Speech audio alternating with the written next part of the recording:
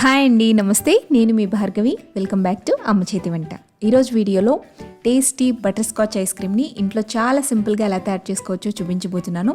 అది కూడా ఎలాంటి క్రీమ్ లేకుండా, బీటర్ లేకుండా చాలా ఈజీగా తయారు చేసుకోవచ్చు. ఇంతకుముందు వీడియోలో vanilla ice cream, mango ice cream, అలాగే చాక్లెట్ ఐస్ క్రీమ్ ఎలా తయారు చేసుకోవాలి అనేది చూపించాను కదండి. ఒకవేళ ఆ వీడియో చూడకపోతే ఆ లింక్ని డిస్క్రిప్షన్ బాక్స్లో ఇస్తాను, చూడండి. ఆ వీడియోని చూసి చాలామంది ట్రై చేశారండి. చాలామందికి బాగా వచ్చిందన్నారు. కొంతమంది ఏంటి అంటే ఐస్ లాగా వస్తుందక్క, క్రీమీ టెక్స్చర్ రావట్లేదు అంటున్నారు. అలా ఎందుకు వస్తుంది అనేది కూడా నేను ఈ వీడియోలో మీకు ఎక్స్ప్లెయిన్ చేస్తానండి. టిప్స్ కూడా మీతో షేర్ చేస్తాను. సో వీడియోని స్కిప్ చేయకుండా కంప్లీట్గా చూసి ఐస్ క్రీమ్ రెసిపీని ట్రై చేయండి. పర్ఫెక్ట్గా మీరు తయారు చేయగలుగుతారు. బటర్ స్కాచ్ ఐస్ క్రీమ్ కోసం నేను ఇక్కడ 1/2 లీటర్ దాకా ఫుల్ ఫ్యాట్ ఉండే మిల్క్ని తీసుకున్నానండి. మీరు నార్మల్ మిల్క్ అయినా తీసుకోవచ్చు, బట్ క్రీమ్ ఎక్కువగా ఉండాలి అంటే మీరు ఫుల్ ఫ్యాట్ మిల్క్ తీసుకుంటేనే బాగుంటుందన్నమాట. నేను పాలని ఒక ప్యాన్లోకి తీసేసుకుంటున్నాను. మొత్తం పాలు అందులో వేసేయకుండా కొన్ని పాలని వేరొక బౌల్లోకి తీసుకుని పెట్టుకుంటున్నాను. ఇప్పుడు బౌల్లోకి తీసుకున్న పాలల్లో 2.5 టేబుల్ స్పూన్ దాకా కార్న్ఫ్లోర్ వేసుకోండి. కార్న్ఫ్లోర్ లేకపోతే మీరు కస్టర్డ్ పౌడర్ని కూడా వాడుకోవచ్చు, లేదంటే మైదా వాడుకోండి. బట్ కార్న్ఫ్లోర్కి వచ్చే టేస్టే వేరనమాట. ఇప్పుడు కార్న్ఫ్లోర్ అంతా కూడా పాలల్లో బాగా మిక్స్ అయ్యేటట్టుగా బాగా కలుపుకొని ఉండలు లేకుండా మిక్స్ చేసుకున్న తర్వాత ఈ బౌల్ని పక్కన పెట్టుకోండి. ఇప్పుడు పాలు పోసుకున్న ప్యాన్ని స్టవ్ మీద పెట్టి మీడియం ఫ్లేమ్లో పెట్టి పొంగు వచ్చేంత వరకు మరిగించుకోండి. అడుగు అంటుకోకుండా మధ్య మధ్యలో గరిటెతో మిక్స్ చేసుకుంటూ పాలని పొంగు రానివ్వండి. పాలు పొంగొచ్చిన తర్వాత మంటని లో ఫ్లేమ్లోకి టర్న్ చేసుకుని మనం మిక్స్ చేసి పెట్టుకున్న కార్న్ఫ్లోర్ మిక్చర్ని ఒకసారి తిరిగి కలుపుకుని అందులో యాడ్ చేసుకుంటూ గరిటెతో మిక్స్ చేసుకోండి. ఉండలు కట్టకుండా చూసుకోండి. సో కార్న్ఫ్లోర్ వేసేటప్పుడు మంటని లో ఫ్లేమ్లోనే పెట్టుకుని వేసుకోవాలి. కార్న్ఫ్లోర్ వేసిన తర్వాత లో ఫ్లేమ్లోనే 5 నుండి 10 నిమిషాల పాటు బాగా ఉడకనివ్వండి. ఇది కొంచెం థిక్గా అవ్వాలన్నమాట. థిక్గా అయిన తర్వాత ఇందులోకి 3 టేబుల్ స్పూన్స్ దాకా షుగర్ని యాడ్ చేసుకోండి. షుగర్ అనేది మన స్వీట్నెస్కి తగ్గట్టుగా వేసుకోవాలన్నమాట. నెక్స్ట్ మళ్ళీ క్యారమలైజ్ చేసిన షుగర్ వేస్తాం కాబట్టి ఈ 3 టేబుల్ స్పూన్స్ దాకా షుగర్ సరిపోతుంది.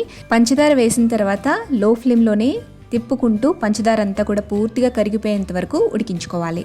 పంచదార పూర్తిగా కరిగిపోయిన తర్వాత ఒక 2 నిమిషాల పాటు ఉడికించి ఆ తర్వాత స్టవ్ ఆఫ్ చేసుకుని దీన్ని పక్కకు దించుకోండి. ఇప్పుడు ఇందులోకి జస్ట్ కలర్ కోసం చిటికెడంతా ఎల్లో ఫుడ్ కలర్ని యాడ్ చేసుకోండి. అలాగే 1/2 టీ స్పూన్ దాకా వెనీలా ఎసెన్స్ని వేయండి. మీ దగ్గర బటర్ స్కాచ్ ఎసెన్స్ ఉన్నా అది వాడుకోవచ్చు. నా దగ్గర లేదు కాబట్టి నేను వెనీలా ఎసెన్స్ని వేస్తున్నాను. మీ దగ్గర ఏ ఎసెన్స్ లేకపోతే స్కిప్ చేసేయండి. అంతేగాని యాలకుల పొడి మాత్రం వేయద్దు, టేస్ట్ పూర్తిగా మారిపోతుంది. వీటిని బాగా మిక్స్ చేసుకుని కంప్లీట్గా చల్లారిపోనివ్వండి. పూర్తిగా చల్లారిపోయిన తర్వాత దీన్ని మిక్సీ జార్లోకి ట్రాన్స్ఫర్ చేసుకుని అందులోకి 1/2 కప్పు దాకా పాల మీద మీగడ వేస్తున్నానండి. ఇది ఫ్రెష్గా స్టోర్ చేసుకున్న మీగడ అనమాట. మీ దగ్గర మీగడ లేకపోతే బయట దొరికే ఫ్రెష్ క్రీమ్ని కూడా వాడుకోవచ్చు. లేదు మీ దగ్గర ఫ్రెష్ క్రీమ్ కూడా లేకపోతే స్కిప్ చేసేయండి. బట్ కార్న్ఫ్లోర్ మిక్చర్ని మీరు తయారు చేసుకునే ముందు మరొక 1/2 టేబుల్ స్పూన్ దాకా ఎక్స్ట్రా వేసుకోవాలి. ఎందుకంటే మనకి ఐస్ క్రీమ్ అనేది థిక్నెస్ రావాలి, క్రీమీనెస్ రావాలి కాబట్టి మీరు ఫ్రెష్ క్రీమ్ నన్నా ఎక్కువ యాడ్ చేసుకోవచ్చు, లేదంటే మీరు కార్న్ఫ్లోర్ నన్నా ఎక్కువ వేసుకోవాలి. అప్పుడే మనకి ఐస్లా ఫామ్ అవ్వకుండా క్రీమీ టెక్స్చర్ అనేది వస్తుందన్నమాట. సో మీగడ వేసేసుకున్న తర్వాత మధ్య మధ్యలో ఆపుతూ 1 నిమిషం పాటు బాగా బ్లెండ్ చేసుకోవాలండి. ఇది పైన నురుగులా రావాలన్నమాట. అంతవరకు మిక్సీ జార్లో బాగా బీట్ చేసుకుని ఒక బౌల్లోకి ట్రాన్స్ఫర్ చేసుకోండి. బౌల్లోకి వేసిన తర్వాత ఎయిర్టైట్గా ఉండే మూత పెట్టేసి ఫ్రిడ్జ్లో కనీసం ఒక 4 గంటల పాటు అలా వదిలేయండి. ఇది కొంచెం గడ్డగా ఫామ్ అవ్వాలి. మరీ సాఫ్ట్గా ఉండకూడదు, అలాగని ఐస్లా గట్టిగా అయిపోకూడదు. జస్ట్ మీడియంగా ఉంటే సరిపోతుంది. ఈలోపు బటర్ స్కాచ్ కోసం క్యారమిల్ని తయారు చేసుకుందాము. దానికి స్టవ్ మీద ఒక ప్యాన్ పెట్టుకుని అందులో 1/2 కప్పు దాకా పంచదారని వేసుకోండి. పంచదారని ఈవెన్గా స్ప్రెడ్ చేసి లో ఫ్లేమ్లో కొద్దిసేపు ఉంచండి. షుగర్ అనేది మెల్ట్ అవ్వడం స్టార్ట్ అవుతుందన్నమాట. పంచదార ఎప్పుడైతే కరుగుతుందో అప్పుడు మంటని మీడియం ఫ్లేమ్లోకి టర్న్ చేసుకుని కంటిన్యూస్గా గరిటెతో మిక్స్ చేసుకుంటూ పూర్తిగా మెల్ట్ అయిపోయేంత వరకు దీన్ని కరిగించుకోవాలి. ఇందులో వాటర్ ఏమీ వేయనవసరం లేదండి, జస్ట్ దానికదే వేడికి కరిగిపోతుందన్నమాట. పంచదార పూర్తిగా కరిగిపోయిన తర్వాత అందులోని 10 లేదా 15 జీడిపప్పు పలుకులు, అలాగే 1 టేబుల్ స్పూన్ దాకా వెన్నని యాడ్ చేసుకోండి. వెన్న కంపల్సరీగా వేయాలండి, అప్పుడే మనకి ఆ టేస్ట్ అనేది వస్తుందన్నమాట. ఇంట్లో తయారు చేసుకున్న వెన్నని కూడా వాడుకోవచ్చు. వీటన్నిటిని కూడా లో ఫ్లేమ్లో గరిటెతో మిక్స్ చేసుకుంటూ నురగలాగా వచ్చేంత వరకు కూడా ఉడికించుకోవాలి. ఇలా చక్కగా ఫ్రాతీనెస్ అనేది వచ్చిన తర్వాత స్టవ్ ఆఫ్ చేసేసుకుని ఒక నెయ్యి రాసుకున్న ప్లేట్లోకి ట్రాన్స్ఫర్ చేసేసుకోండి. దీన్ని పూర్తిగా చల్లారిపోనివ్వండి. బాగా చల్లారిపోయిన తర్వాత ఒకసారి స్పూన్తో కానీ నైఫ్తో కానీ లేపితే ఈజీగా ఈ చెక్క అనేది ఊడొచ్చేస్తుంది అనమాట. ఆ తర్వాత చిన్న చిన్న పీసెస్ లాగా బ్రేక్ చేసుకుని వాటిని ఒక కవర్లో కానీ లేదంటే పేపర్ మీద కానీ వేసి పప్పు గుత్తితో కానీ లేదంటే చపాతీ కర్రతో కానీ బాగా కొడితే అది చిన్న చిన్న పీసెస్లా అయిపోతుంది అనమాట. వీటిని మిక్సీ జార్లో మాత్రం వేయకండి, బాగా పౌడర్లా ఫైన్ పౌడర్లా అయిపోతుంది. సో ఇలా చిన్న చిన్న ముక్కలు అయ్యేంత వరకు బాగా కొట్టుకుని పెట్టుకోండి. సో ఐస్ క్రీమ్ కోసం బటర్ స్కాచ్ అనేది రెడీ అయిపోయిందండి. దీన్ని ఒక బౌల్లోకి వేసుకుని పెట్టేసుకోండి. నెక్స్ట్ ఫ్రీజర్లో పెట్టుకున్న బౌల్ని బయటికి తీసి దీన్ని పీసెస్లా కట్ చేసుకుని మిక్సీ జార్లోకి యాడ్ చేసుకోండి. మిక్సీ జార్లో వేసుకున్న తర్వాత మూత పెట్టి స్పీడ్ 1లోనే మధ్య మధ్యలో ఆపుకుంటూ స్మూత్గా ఫైన్గా అసలు ఎక్కడ కూడా గడ్డలు లేకుండా ఉండేంత వరకు బాగా బ్లెండ్ చేసుకోవాలి.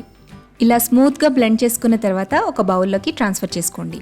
మీకు ఇక్కడ వీడియోలో చూస్తే క్లియర్గా అర్థమవుతుంది ఈ క్రీమ్ అనేది ఎంత థిక్గా ఉన్నది అనేది తెలుస్తుంది కదా. సో ఇంత థిక్గా ఉంటేనే మనకి ఐస్ క్రీమ్ అనేది క్రీమీ టెక్స్చర్ అనేది వస్తుంది అనమాట. లేదు బాగా పలచగా ఉంది అంటే మాత్రం అది ఐస్ లాగే మనకి ఐస్ క్రీమ్ అనేది వస్తుంది. సో దాన్ని బట్టి మీరు చూసుకోవాలి. అంటే ఇప్పుడు మీకు అర్థమై ఉంటుంది ఐస్ క్రీమ్ తయారు చేసుకోవడానికి మీగడనన్నా ఎక్కువ వేసుకోవాలి, లేదంటే కార్న్ఫ్లోర్ మిక్చర్ అయినా కొంచెం థిక్గా తయారు చేసుకోవాలన్నమాట. సో దాన్ని బట్టి మనకి ఐస్ క్రీమ్ అనేది థిక్నెస్ అనేది వస్తుంది. ఇలా తయారు చేసుకున్న ఐస్ క్రీమ్ మిక్స్లోకి మనం తయారు చేసుకున్న బటర్ స్కాచ్ని 3/4 దాకా వేసేసేయండి. కొద్దిగా ఒక పావు వంతు వరకు పక్కన పెడుతున్నాను జస్ట్ గార్నిషింగ్ కోసం. మిగిలిందంతా ఇందులోకి వేసేసుకుని బాగా మిక్స్ చేసేసుకోండి. ఇలా మిక్స్ చేసుకున్న తర్వాత మనం ఏ బౌల్ని అయితే ఫ్రీజ్ చేసుకోవాలనుకుంటున్నామో ఆ బౌల్లోకి ఈ మిక్చర్ మొత్తాన్ని ట్రాన్స్ఫర్ చేసేసుకుని పైన కూడా కొంచెం బటర్ స్కాచ్ని యాడ్ చేసేసుకోండి.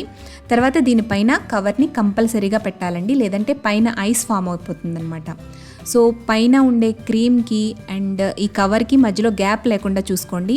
అంటే ఆ క్రీమ్కి అంటుకునే విధంగా కవర్ని కానీ ఫాయిల్ని కానీ లేదంటే పేపర్ని కానీ ఏదో ఒకటి పెట్టుకోవచ్చు. దానిపైన ఎయిర్ టైట్గా ఉండే మూత పెట్టేసి దీన్ని కనీసం 8 గంటల పాటు డీప్ ఫ్రిడ్జ్లో ఫ్రీజ్ చేసుకోవాలి. ఆ తర్వాత దీన్ని బయటకు తీసుకుని సర్వ్ చేసుకోవచ్చు. సో 8 అవర్స్ అయిపోయిందండి. 8 అవర్స్ తర్వాత దీన్ని బయటకు తీస్తున్నాను. ఐస్ క్రీమ్ ఎలా వచ్చిందో చూసేద్దామా. సో చాలా క్రీమీగా వచ్చింది కదా, యమ్మీగా ఉంది, సాఫ్ట్గా ఉంది ఐస్ క్రీమ్ అనేది. స్కూప్ అవుట్ చేస్తుంటేనే క్లియర్గా మనకి తెలుస్తుంది ఎంత సాఫ్ట్గా ఎంత క్రీమీ టెక్స్చర్ అనేది వచ్చిందో. వావ్, టేస్ట్ అయితే ఆసమ్గా ఉందండి, చాలా బాగుంది. ఐస్ క్రీమ్ పార్లర్లో ఉన్న టేస్ట్ వచ్చిందనమాట. చాలా బాగుంది. తప్పకుండా ఈ రెసిపీని మీరు ఇంట్లో ట్రై చేయండి. ఇంట్లో ట్రై చేసిన తర్వాత మీకు ఎలా వచ్చింది అనేది నాకు కామెంట్ చేయడం మర్చిపోవద్దు. అలాగే ఈ వీడియో నచ్చితే లైక్ చేసి మీ ఫ్రెండ్స్తో రిలేటివ్స్తో షేర్ చేయండి. మరిన్ని టేస్టీ సింపుల్ క్విక్ రెసిపీస్ కోసం అమ్మ చేతి వంట ఛానల్ని సబ్స్క్రైబ్ చేసుకోండి.